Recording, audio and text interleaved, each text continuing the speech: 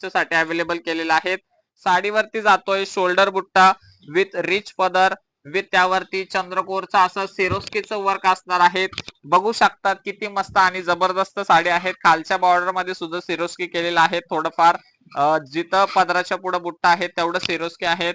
नंतरून मध्ये जो आहे तो असा शोल्डर बुट्टा आहे त्यावरती सिरोस्की नसणार आहेत। व्यवस्थित बघायचं आहे, बुकिंग करायचं आहे। टू टोन कलर शेड जातो आहे।